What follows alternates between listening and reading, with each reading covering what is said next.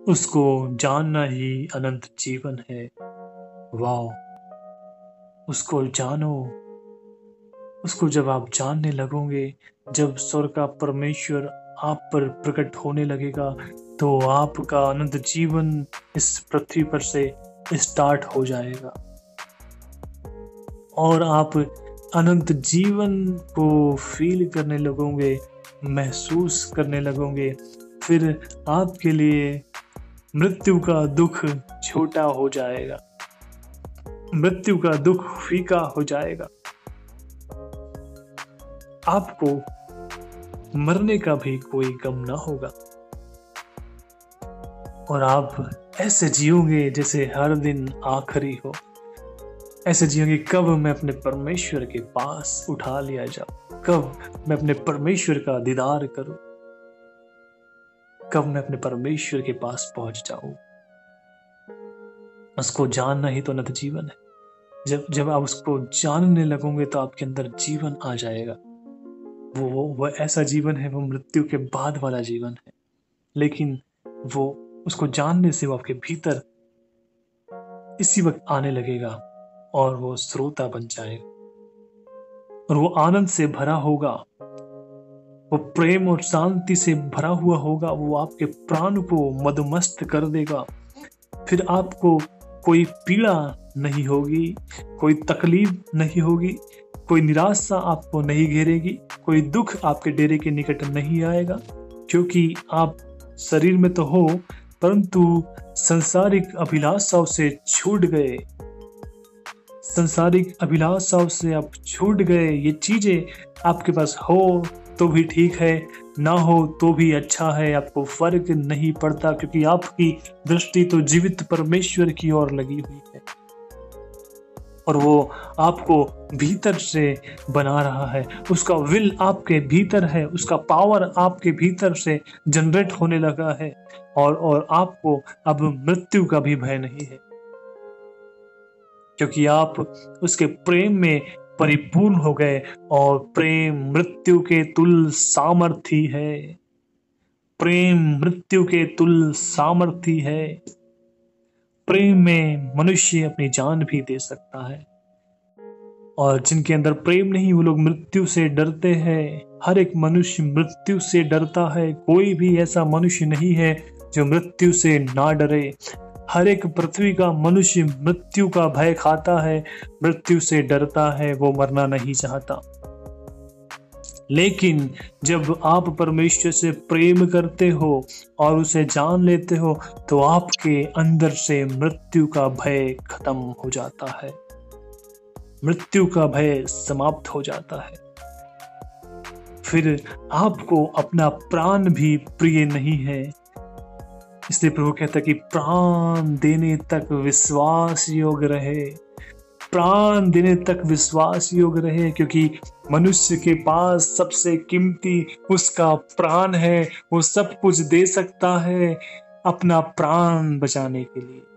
वो अपना प्राण नहीं देना चाहता। धन सुख संपत्ति सब कुछ ले लो, परंतु उसके प्राण को बख्श दो, क्योंकि वो अपने प्राण को अति प्रिय जानता है। लेकिन प्रभु कहता है कि प्राण देने तक विश्वास योग्य रहे।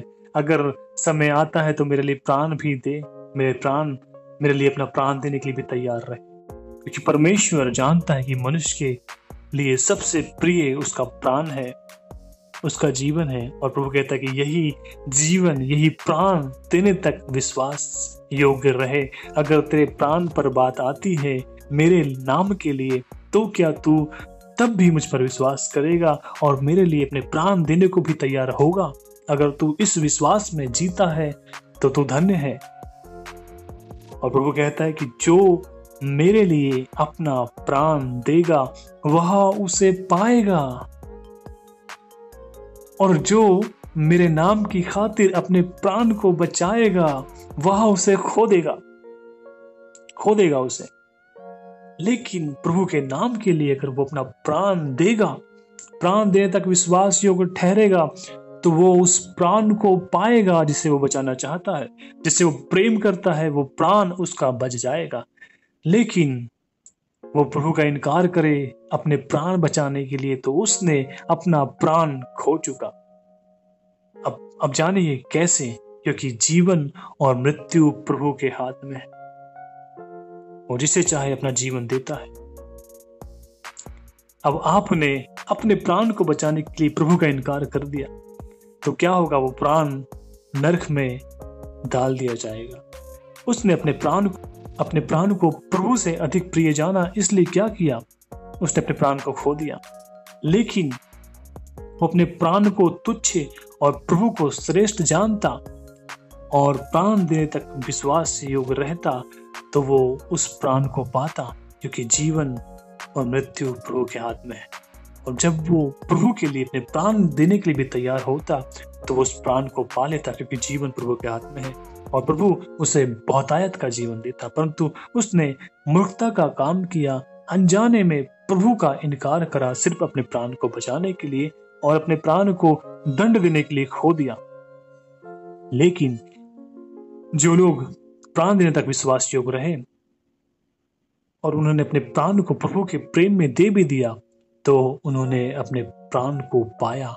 जैसे मसीह मारा गया, गाड़ा गया और तीसरे दिन मुर्दों में से जी उठा, वैसे वो लोग भी जो प्राण देने तक विश्वास योग्य थे, मारे तो गए और प्रभु में वो जी उठे, जैसे प्रभु जी उठा, और वो तब से लेकर युगान युग जीवित है। और उन्होंने उसका प्रतिफल भी पाया, क्योंकि वो विश्वास योग्य थे, विश्वास में धनी थे। तो अब वो परमेश्वर की महिमा को भी देख रहे हैं। और ये कब होता है? जब आप परमेश्वर से उतना प्रेम करें, आप उसको उतना जानते ही नहीं कि प्राण देने तक विश्वास योग्य रहे, तो कैसे आप उसके लिए अपने प्राण को खो सकते हैं? कोई नहीं खो सकता। लेकिन जब आप उसको जान लेते हैं, जब आपको ये बात प्रकट हो जाती है और आप पर ये बात सिद्ध हो जाती है कि जीवन और मृत्यु प्रभु के हाथ में है, अगर उसके लिए प्राण दे भी दिया जाए तो वो जीव उठेगा और प्रभु से जिला उठाएगा। उसका प्राण प्रभु के हाथों में है, तो कैसे उसका प्राण नष्ट होगा? नहीं होगा। जब जब जब प्रेरितों को ये बात जान पड़ी, तो वो अपने प्राण देने तक विश्वास योग्य ठहरे। जब अब्राहम पर परीक्षा आई कि तेरा एकलौता पुत्र है और मैं इससे तेरा वंश बालू की नहीं बढ़ाऊंगा, पर तू क्या कर, अब तू ये पुत्र को मुझे दे दे। अब परमेश्वर उसके प्रेम को परख रहा था कि क्या ये मुझसे प्रेम करता है या अपने बेटे से प्रेम करता है। लेकिन अब्राहम परमेश्वर को जानता था, विश्वास योग्य था, धर्मी था। उसने अपने बेटे को अप्रिय जाना और कहा, प्रभु मैं अपना बेटा तुझे देता हूँ, अपने बेटे को बलिदान करता हूँ तेरे लिए।